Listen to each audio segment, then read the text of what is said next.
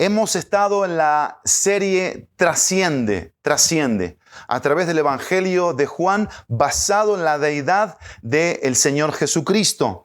El primer domingo de diciembre vimos la pregunta, ¿qué dices de ti mismo? Y enfocada en la identidad. El segundo domingo vimos la pregunta, ¿qué buscas? ¿Qué quieres? Basado en la intimidad. El tercer domingo, que fue el pasado, la pregunta fue, ¿entiendes esto? Y el enfoque fue en la esencia que tiene que ver con el Evangelio, y compartimos el Evangelio a través de Jesús y Nicodemo. Y hoy la pregunta la vamos a analizar en el Evangelio de Juan capítulo 4. Evangelio de Juan capítulo 4, la pregunta está en el versículo 35, aunque nosotros vamos a ver desde el versículo 31 hasta el versículo 38, ¿sí? Y yo te voy a leer la pregunta que vamos a contestar juntos en esta mañana a través del texto bíblico. Está en el versículo 35, que dice así: ¿no dicen ustedes? Y acá hay una frase o un refrán que decían entre los judíos: todavía faltan 4 meses y después viene la siega. Es una pregunta. Esa es la pregunta que vamos a contestar. Y el enfoque está en la encomienda. En la encomienda. Hay una encomienda, ¿sí? Así que vamos a leer nuestro texto bíblico. Lo voy a leer en la Nueva Biblia de las Américas y también lo voy a leer en la NTV, en la Nueva Traducción Viviente. Dice así nuestro texto de hoy. San Juan, capítulo 4, versículo 31 hasta el versículo 38. Dice así la palabra de Dios. Mientras tanto, los discípulos le rogaban: Rabí, que traducido es maestro o amo o alguien mayor, come, le decían los discípulos. Pero él les dijo: yo tengo para comer una comida que ustedes no saben. Entonces los discípulos se decían entre sí: ¿le habrá traído alguien de comer? Jesús les dijo: mi comida es hacer la voluntad del que me envió y llevar a cabo su obra. ¿No dicen ustedes, todavía faltan 4 meses y después viene la siega? Pero yo les digo, alcen sus ojos y vean los campos que ya están blancos para la siega. Ya el segador recibe el salario y recoge fruto para vida eterna, para que el que siembra se regocije junto con el que siega. Porque en este caso el dicho es verdadero: uno es el que siembra y otro es el que siega. Aquí Jesús estaba hablando de Moisés, de los profetas, de Juan el Bautista, y lo que les está diciendo a los discípulos es que ahora entraban ellos en esta labor. Por eso dice el versículo 38, yo los envié, ¿sí? Envié en función de futuro a ustedes a segar lo que no han trabajado. Otros han trabajado, pasado, y ustedes han entrado. Esa palabra es clave: han entrado en su labor. Hasta aquí nuestra porción de la Nueva Biblia de las Américas. Permítanme o déjenme leerles la NTV, que dice así: mientras tanto, los discípulos le insistían a Jesús: Rabí, come algo. Jesús les respondió: yo tengo una clase de alimento que ustedes no conocen. ¿Le habrá traído a alguien de comer mientras nosotros no estábamos? Se preguntaban los discípulos unos a otros. Entonces Jesús explicó: mi alimento consiste en hacer la voluntad de Dios, quien me envió, y en terminar su obra. Ustedes conocen el dicho: hay 4 meses entre la siembra y la cosecha. Pero yo les digo, despierten y miren a su alrededor. Los campos ya están listos o blancos para la cosecha.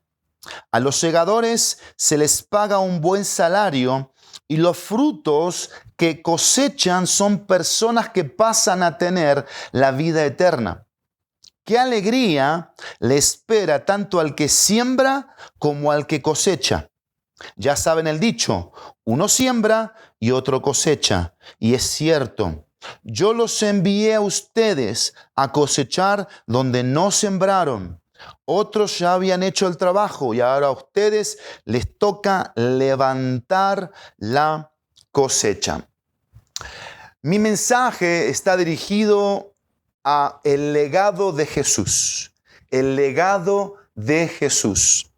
En este aspecto de Jesús como Dios, en donde a través de Jesús como Dios hay una trascendencia por lo que es Jesús. Recuerden, Jesús en las señales, los 7 milagros, Jesús en las 7 frases de yo soy, y aquí tenemos un contexto de Jesús con la mujer samaritana. Y podríamos dividir este pasaje de hoy en 2 partes. El deleite de Jesús en la voluntad de Dios y Jesús haciendo una encomienda hacia los discípulos en función del uso del tiempo, en aprovechar el tiempo, en enfocar el tiempo, en predicar el evangelio.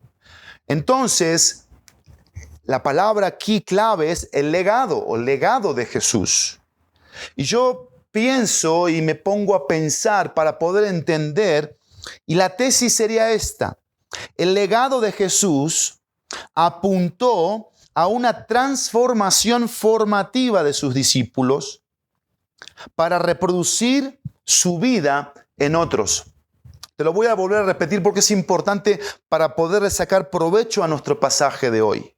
El legado de Jesús apuntó a una transformación formativa de los discípulos para reproducir, evidentemente a través de los discípulos, de la transformación formativa de Jesús, la vida de Jesús, su vida en otros. Así que yo me hago una pregunta con esta tesis. ¿Cuál es la pregunta que yo me hago? ¿Qué legado dejó Jesús para sus discípulos y para todo aquel que quiera seguirle? ¿Cuál fue el legado? Y el legado son 4 aspectos que yo puedo ver en este pasaje. Primero, el legado de sus palabras. Segundo, el legado de sus principios. Tercero, el legado de sus prioridades. Y cuarto, el legado de su propósito. Primero, el legado de sus palabras. Ven aquí esta dinámica de la vida de Jesús, importante. Jesús estaba en el contexto de la mujer samaritana y con sed, yendo al pozo, ¿sí? Tenía sed, importante esto, pero al ver la necesidad emocional, espiritual y eterna de esta mujer, dejó de tener sed y le habló a ella de la verdadera agua que la iba a saciar para dejar de tener ese vacío que tenía y evidentemente tener algo que la iba a transformar.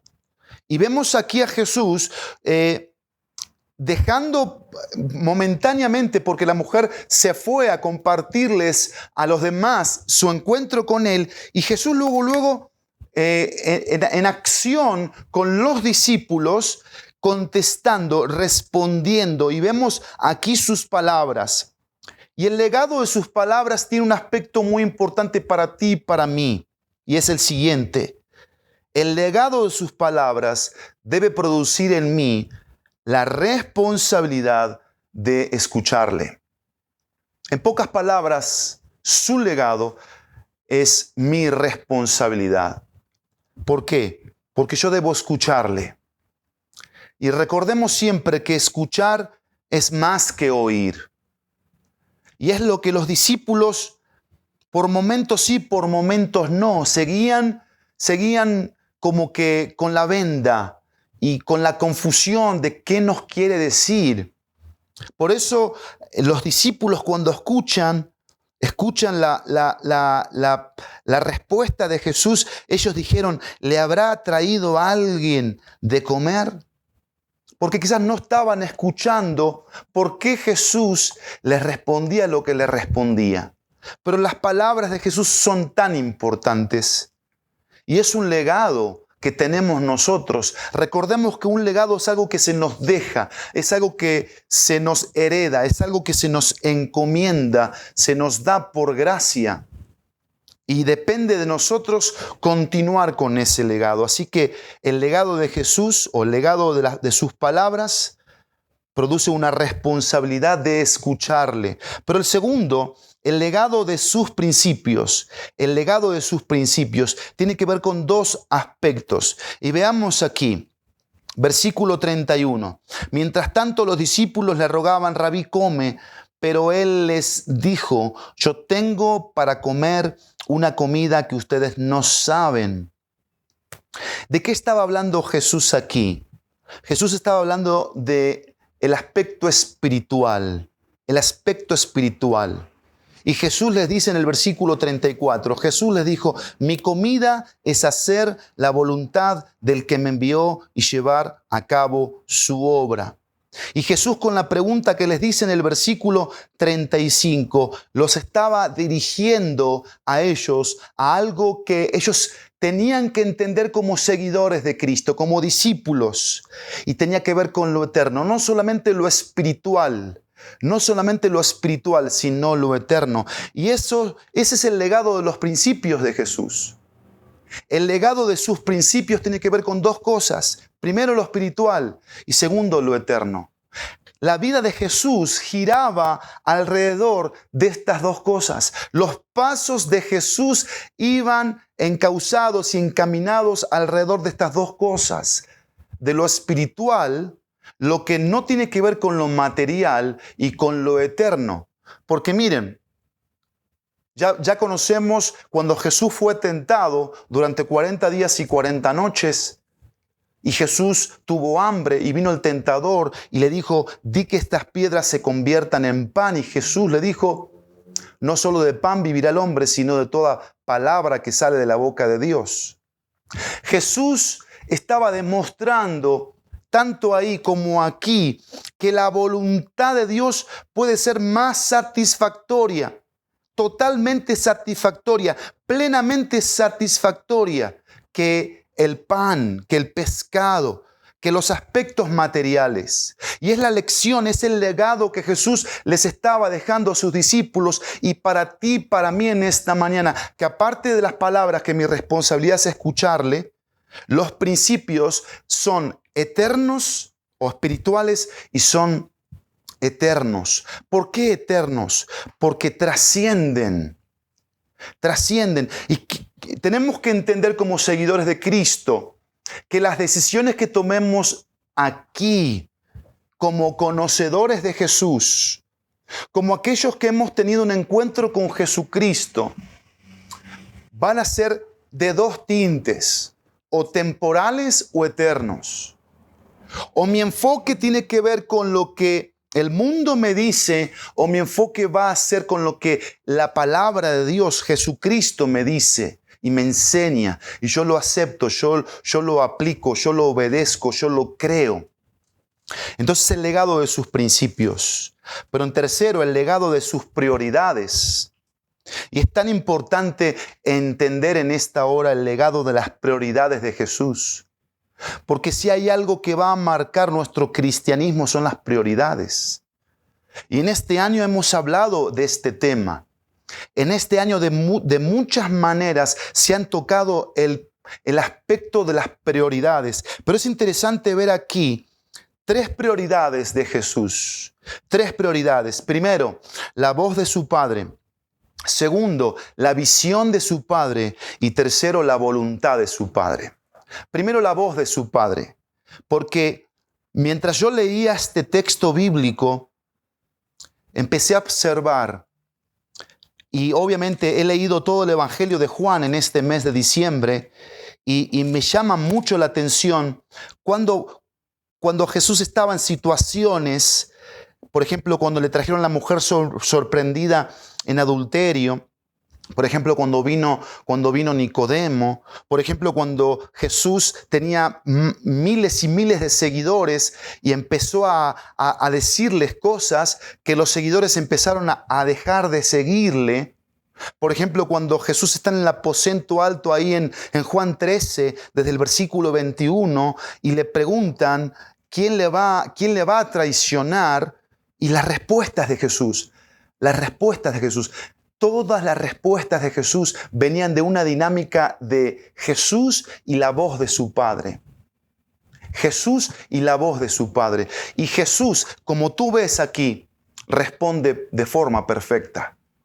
Todas las respuestas que Jesús fue dando fueron de forma acertada, concreta, porque la voz del Padre en el corazón de Jesús le hacía no aparentar, porque Jesús no vivía de la apariencia, Jesús no vivía de la fachada, Jesús no vivía de la imagen, a Jesús no le importaba cómo lo veían externamente, porque era uno de los choques culturales que había en ese momento. Estaban esperando el Mesías, anunciado por más de 4,000 años. Pero a Jesús no le importaba eso. A Jesús le importaba lo que Él era, su esencia. Y la esencia venía de adentro. La esencia viene de adentro, de la voz interna que tenemos adentro todos. Y hay dos voces: la voz del mundo, la voz interna, la voz del diablo o la voz de Dios. Sí, la voz de Dios. Y aquí Jesús tenía una voz que le hacía responder a los discípulos: yo tengo para comer una comida que ustedes no saben. ¿Cuál era esa comida? ¿Tenía que ver con un aspecto material? No. Tenía que ver con la visión del Padre. La comida que Jesús comía era la visión del Padre. ¿Y cuál era la visión del Padre? Porque ya Jesús tenía esa voz interna que escuchaba, pero la visión que la voz le transmitía, esto es muy importante, la visión que la voz le transmitía era la voluntad del Padre. Porque Jesús sabía muy bien que estaba ahí para hacer la voluntad del Padre. Y yo me pregunto muchas veces, Pablo, en estos 365 días, ¿fue esa tu dinámica? ¿Escuchaste la voz del Padre?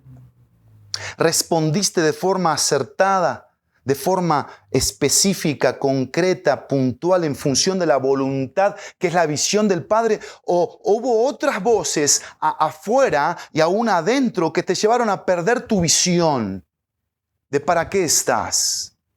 Por eso, las prioridades de Jesús tenían que ver con la voz del Padre, con la visión del Padre y con la voluntad del Padre, porque Jesús les dice, versículo 34, mi comida, mi trabajo, mi energía, mi entrega es hacer la voluntad del que me envió y llevar a cabo su obra. Vean esto como responsabilidad del Hijo para con el Padre.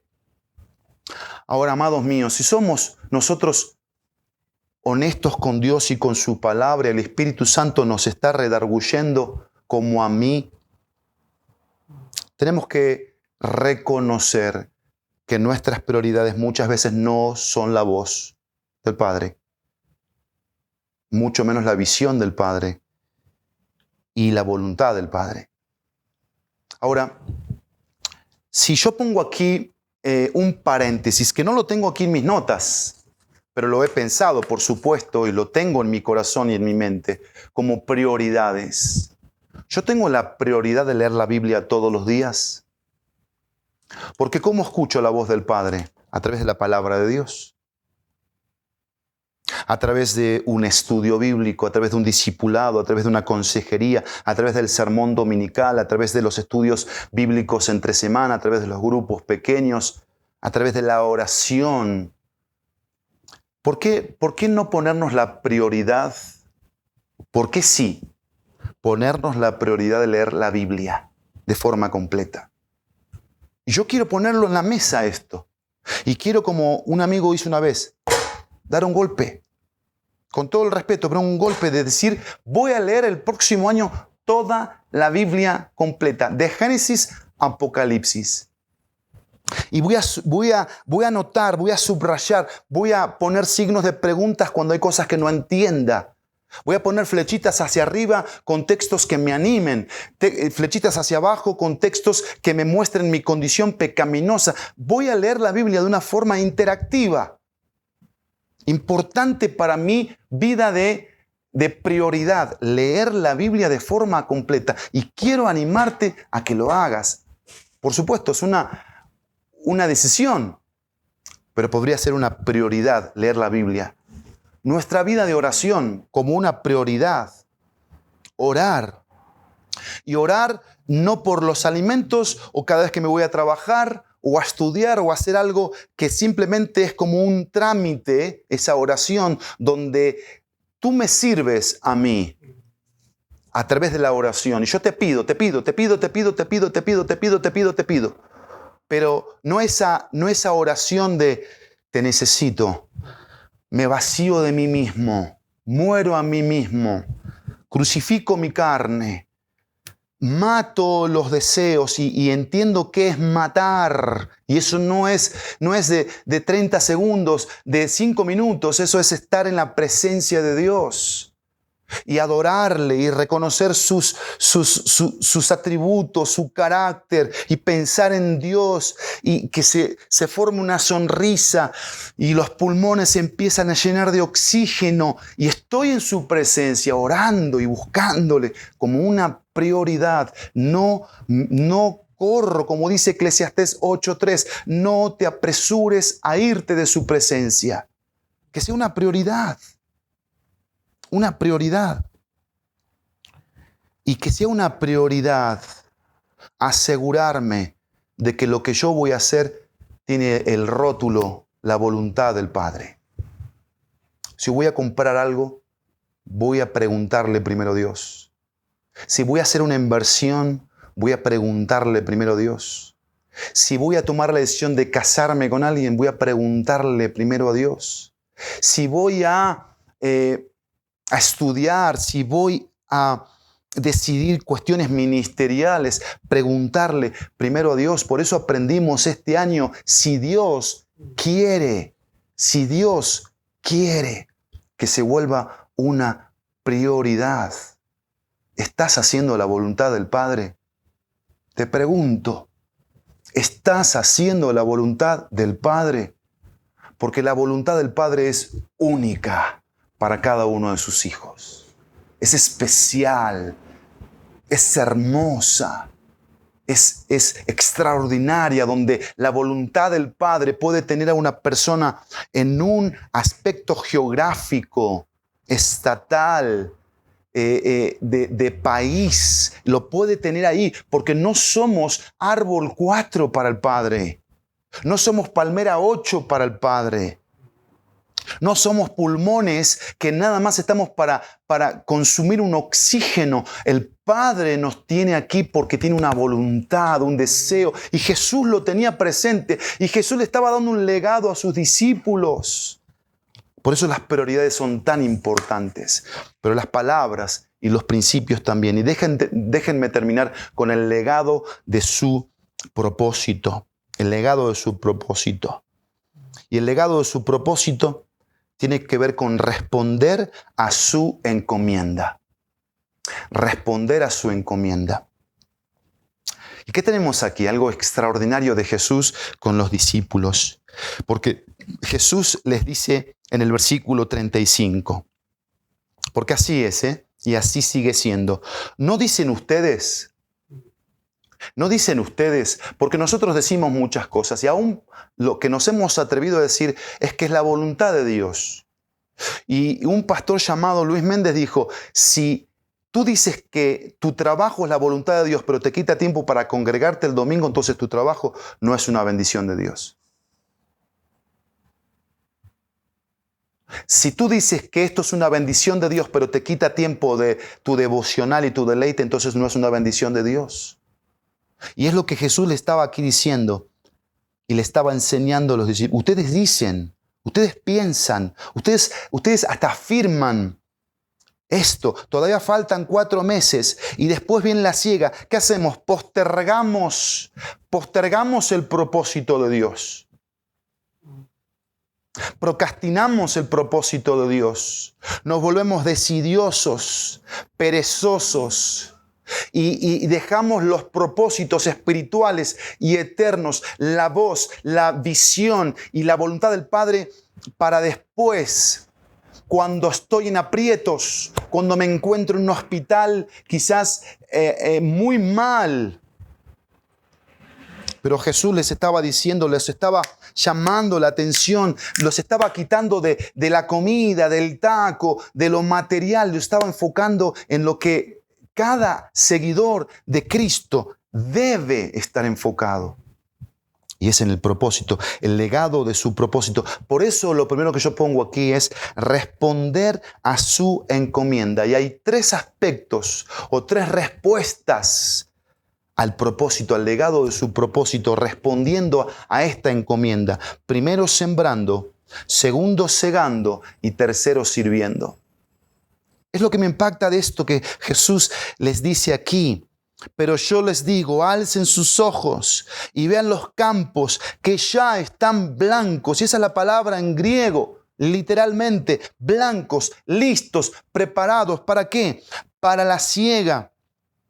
Ya el segador recibe salario y recoge fruto para vida eterna, para que el que siembra se regocije junto con el que siega, porque en este caso el dicho es verdadero: uno es el que siembra y otro es el que siega. Yo los envié a ustedes a segar lo que no han trabajado. Otros han trabajado y ustedes han entrado, dice el texto, han entrado en su labor. Y cuando yo meditaba en este pasaje y pensaba en mí, y pensaba en ti con nombre y apellido, yo me hacía esta pregunta: ¿dónde me encuentro yo en este texto bíblico? ¿Quién soy yo en este texto bíblico? ¿Qué papel jugaría yo si Jesús me hablara a mí? ¿Soy segador? ¿Soy sembrador? ¿Estoy sirviendo? ¿Estoy en el esquema de seguidor de Jesucristo? ¿O de plano, soy multitud? Porque tú lo vas a ver en las Escrituras. Habían multitudes, había raza, perdón por la expresión, mucha gente, pero esa gente no estaba entendiendo para qué estaba. Y eso nos puede pasar a nosotros, que somos parte de una comunidad de fe, pero estamos rellenando la comunidad, pero no estamos funcionando, ya sea como sembrador, como segador o como siervo. Lo que Jesús está diciendo aquí es que cada uno tiene una función. Hay alguien que está para segar, para trabajar la tierra, sembrar, trabajar la tierra, visitar, llamar por teléfono, ir y predicarle el evangelio, ir a los hospitales, a las cárceles, tocar puertas, hacer campañas evangelísticas. Y hay otro que está para cegar, para ir trabajando con el fruto, porque ojo, Jesús hablaba del fruto y con el fruto hay que trabajar. ¿Qué es lo que pasa muchas veces? Sembramos, pero no segamos. ¿Qué hacemos? Predicamos el evangelio y a los 24 horas llegan los mormones, llegan los testigos de Jehová, llega quién sabe quién y le da una información a esa persona que no tiene que ver con lo que tú le predicaste. ¿Por qué? Porque no entendiste el proceso del propósito, que sí es segar, pero sí es sembrar, pero también es segar. Y que eso nos enfoca a todos con lo tercero, que es servir. Porque todos hemos sido llamados a servir. Y aquí está el legado del propósito de Jesús. Jesús nos encomienda a ti y a mí que nos convirtamos en siervos. Y recordemos que un siervo no solamente hace lo que se le pide que haga, que eso lo convierte en un siervo inútil. Porque si hacemos lo que se nos pide que hagamos, y la palabra lo deja bien en claro, que es hacer la voluntad del Padre, que es no perder el tiempo, que es predicar el evangelio, que es hacer discípulos, que es ser comunidad, que es crecer espiritualmente, que es enfocarnos en lo espiritual y en lo eterno, entonces estamos enfocados. Estamos enfocados. ¿Cómo nos encontramos hoy? Déjenme hacer una conclusión práctica. Una conclusión práctica ante el legado de Jesús. Y mi pregunta es esta: ¿qué voy a hacer diariamente para aplicar el legado de Jesús a mi vida? ¿Qué voy a hacer?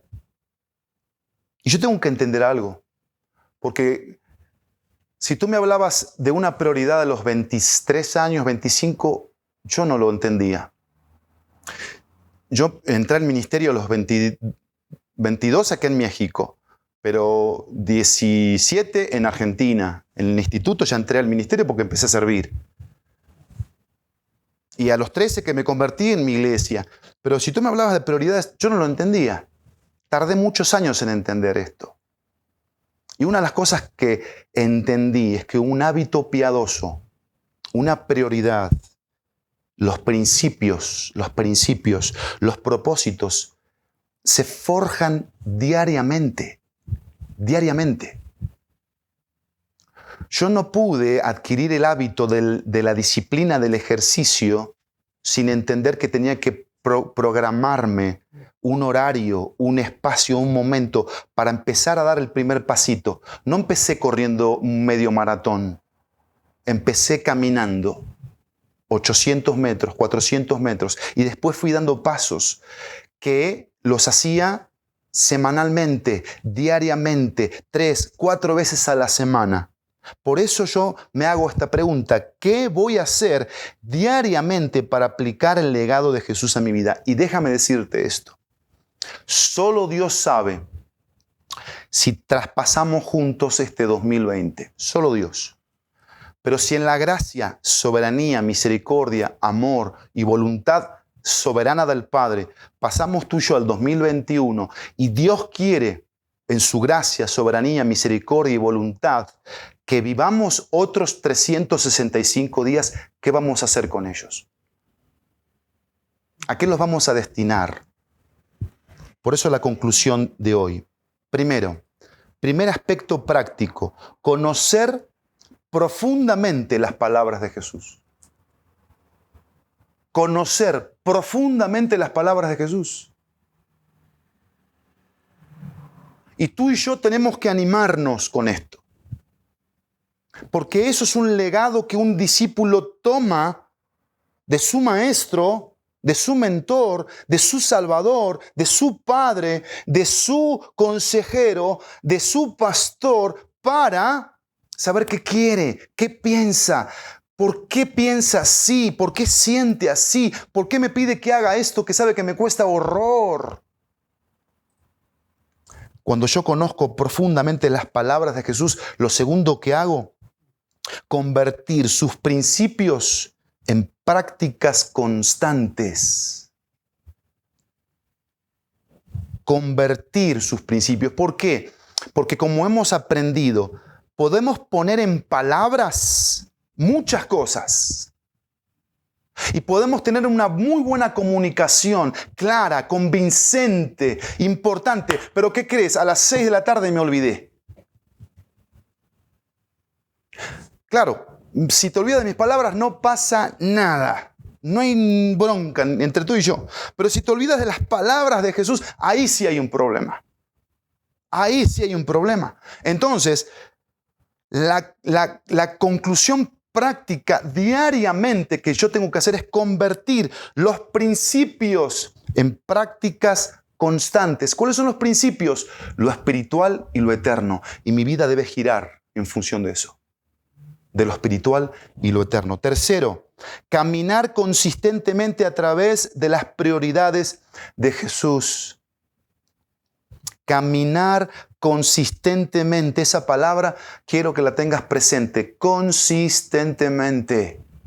Porque aparte de ser constantes, tenemos que ser consistentes en las prioridades de Jesús. ¿Te acuerdas cuáles eran las prioridades de Jesús? A ver si te acuerdas. Qué triste, ¿no? No te puedo escuchar. Unas ganas de escucharte, de verte, de ver qué me decías. La voz del Padre, la visión del Padre, la voluntad del Padre.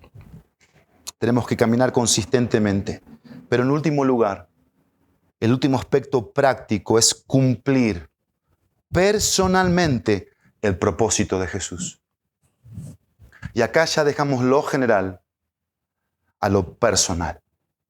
Porque Jesús le estaba hablando aquí a 12. Y estaba aquí en un contexto pasado y futuro, la mujer samaritana y después los que iban a venir, la multitud de samaritanos que creyeron en Jesús, porque Jesús no dejaba de estar involucrado en la obra y la voluntad del Padre, y se convierte esto en un aspecto personal. Este es el punto. ¿Qué voy a hacer? Yo voy a ponerle nombre y apellido a este mensaje y lo voy a llevar a la práctica en mi propia vida para que el propósito de Jesús se cumpla, pero a través de este ser humano, de este hombre redimido, o de esta mujer redimida, o de este niño, o de este joven redimido. Yo concluyo con esto. El legado de Jesús es mi inspiración que motiva mi corazón a experimentar lo que trasciende, enfocado siempre en Él. Te lo voy a repetir. El legado de Jesús es mi inspiración que motiva mi corazón a experimentar lo que trasciende, enfocado siempre en Él. Vamos a orar. Padre, gracias por tu palabra en esta mañana, hermosa palabra que trajiste para nosotros en este último domingo del 2020. Qué hermosa palabra. Gracias por el legado de Jesús. Gracias por tus palabras, Jesús. Gracias por tus principios, Jesús. Gracias por tus prioridades, Jesús. Gracias por tus propósitos, Jesús, porque siguen siendo presentes. Siguen siendo actuales. Siguen siendo los mismos. Las mismas palabras, los mismos principios, las mismas prioridades y los mismos propósitos. Gracias por dejarlas asentadas en nuestro corazón. Y Jesús, yo te ruego y te suplico que las profundices por tu Espíritu Santo, que tu Espíritu Santo las tome, nos las haga escuchar, atesorar, guardar, aplicar, obedecer, vivir. Porque queremos vivir de tu legado, Jesús. Y queremos ser seguidores que reproduzcan en otros lo que tú has reproducido en nosotros, Jesús. En tu precioso, poderoso nombre. Amén y amén.